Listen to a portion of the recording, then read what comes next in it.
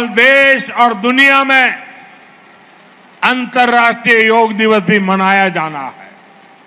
इस बार मैं बंगाल में ही योग दिवस का हिस्सा बनूंगा। स्वामी विवेकानंद और महर्षि अरविंद जैसे योगियों की भूमि, यहां से जो संदेश जाएगा उससे पूरे विश्व का मार्गदर्शन होगा। मैं चाहूंगा इस बार बंगाल कोने कोने में योग दिवस के आयोजन हो। आप सब योग करें, योग दिवस का हिस्सा बने। इसी अनुरोध के साथ मैं एक बार फिर आप सभी को विकास परियोजनाओं की बहुत बहुत बधाई देता हूं। 12তম আন্তর্জাতিক যোগ দিবসের মূল অনুষ্ঠান আগামীকাল আয়োজন করা হয়েছে কলকাতাতে। কলকাতার রেড রোডে প্রধানমন্ত্রী নরেন্দ্র মোদী তিনি আগামীকাল উপস্থিত থাকবেন। তবে তার আগে প্রস্তুতি অর্থাৎ সন্ধ্যেবেলার ছবিটা ঠিক কি, সরাসরি আমাদের প্রতিনিধি রুমা পাল রয়েছেন। রুমা,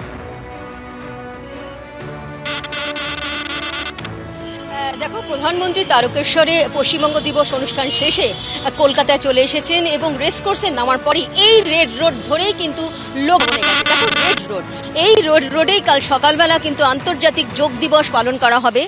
12তম আন্তর্জাতিক যোগ দিবস। এবারকার থিম হচ্ছে যোগা ফর হেলদি এজিং, সুস্থ জীবনযাপনের জন্য যোগ।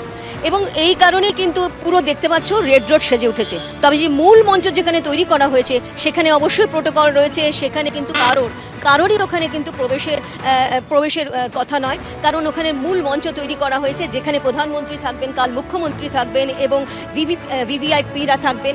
এবং তার সঙ্গে এটাও জানিয়ে রাখি যে এবার যেমন সবথেকে বড় কথা হচ্ছে রাজ্য সরকার ইতিমধ্যেই জানিয়েছে যে এই ধরনের অনুষ্ঠান, এই যে জাতীয় অনুষ্ঠান এইভাবে মূল যে লক্ষ্য রয়েছে সেটা কিন্তু এই কলকাতা থেকে হচ্ছে এবং প্রধানমন্ত্রী কলকাতায় উপস্থিত থেকে এই আন্তর্জাতিক যোগ দিবসে অংশগ্রহণ করবেন, ভাষণ দেবেন, তিনি যোগাভ্যাস করবেন। এবং শুধু তাই নয়, এখানে শুধু নয়, এবং সারা বাংলা জুড়ে বিভিন্ন জায়গায় কিন্তু এই যোগ দিবস পালন করা হবে। দেখতে পাচ্ছ রেড রোড এবং রেড রোডের বিভিন্ন জায়গায় কিন্তু অন্য দিনের মতো একদমই নয়, একদম এখন তো সন্ধে হয়ে গিয়েছে, আলোয় আলোয় কিন্তু চারিদিকে দেখা যাচ্ছে এবং সব জায়গায় যেন বলা যেতে পারে যে এতদিন বিভিন্ন জায়গায় সব রাজনৈতিক পতাকা থাকতো, কিন্তু আমরা দেখতে পাচ্ছি যোগের পতাকা রয়েছে এবং যেখানে বলা হচ্ছে 12th ইন্টারন্যাশনাল একদম যোগা ডে এবং যোগের আমরা সেই পতাকা দেখতে পাচ্ছি। এবং তার সঙ্গে সঙ্গে এটাও ঠিক পুরো রেড রোডে কিন্তু সেজে উঠেছে। এখনও কিন্তু চূড়ান্ত পর্যায়ে প্রস্তুতি রয়েছে এবং সামনের দিকে কিন্তু ব্যারিকেড করে দেওয়া হয়েছে। এবং তার সঙ্গে সঙ্গে এটাও ঠিক যে এই দিকে যেমন রয়েছে প্রত্যেকটা গাছে গাছে আমরা দেখতে পাচ্ছি যে আলোয় আলোয় কিন্তু পরিপূর্ণ হয়ে রয়েছে। এবং তা শুধু তাই নয়, কালকে যখন একদম ভোরবেলায় এবং ভোরবেলায় অনুষ্ঠান 6টা থেকে শুরু হবে, 6:30 থেকে এখনো পর্যন্ত ঠিক রয়েছে যে প্রধানমন্ত্রী এসে ভাষণ দেবেন এবং তারপরে কিন্তু যোগাভ্যাস শুরু হবে 45 মিনিটের এই অনুষ্ঠান। এবং তার সঙ্গে এটাও বলে রাখি, যখন লোকভবন অর্থাৎ আজকেই কিন্তু প্রধানমন্ত্রী থাকছেন লোকভবনে।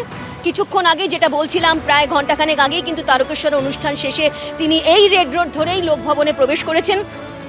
এবং কালকে যখন অনুষ্ঠান হবে তখন এখনো পর্যন্ত যা পরিকল্পনা রয়েছে সেটা হচ্ছে ছৌ, রায়বেশি এবং ঢাকি, বাউল, সাঁওতালি এবং প্রত্যেকটা সংস্কৃতির মেলবন্ধন থাকবে। এবং সেই মেলবন্ধনের সঙ্গে সঙ্গে এটাও ঠিক শুধুমাত্র তারা থাকবেন না, একদম বন্দে মাতরমের যে একটা সুর সেটা ভেসে উঠবে যখন প্রধানমন্ত্রী আসবেন একদম লোকভবন থেকে এই রেড রোডের উদ্দেশ্যে। অবশ্যই একদম ভোরবেলায় হবে। প্রত্যেককেই আহ্বান জানিয়েছেন যে প্রত্যেকেই যেন এই যোগাভ্যাসে অংশগ্রহণ করুন।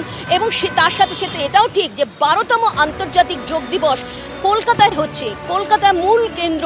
এবং যেখান থেকে জানিয়ে রাখি যে এর আগে কখনো এরকম হয়নি, এমনটাই কিন্তু জানিয়েছে রাজ্য সরকার। এবং প্রধানমন্ত্রী কী ভাষণ দেয় সেটাও দেখার এবং তার সঙ্গে সঙ্গে কালকের যে অনুষ্ঠান সেটা নিয়েও কিন্তু মানুষের মধ্যে বেশ কৌতূহলী রয়েছে। একদম মানুষের মধ্যে কৌতূহল রয়েছে। আগামীকাল আন্তর্জাতিক যোগ দিবস, তার জন্য সাজো সাজো রব একেবারে প্রিন্সেপ ঘাট থেকে মিলেনিয়াম পার্ক, যে ছবি আপনাদের সামনে তুলে ধরছি। তবে আগামীকাল এই রেড রোড ডে, সেখানে অংশ নিতে চলেছেন প্রধানমন্ত্রী নরেন্দ্র মোদী। এবিপি আনন্দ, এগিয়ে থাকে, এগিয়ে রাখে।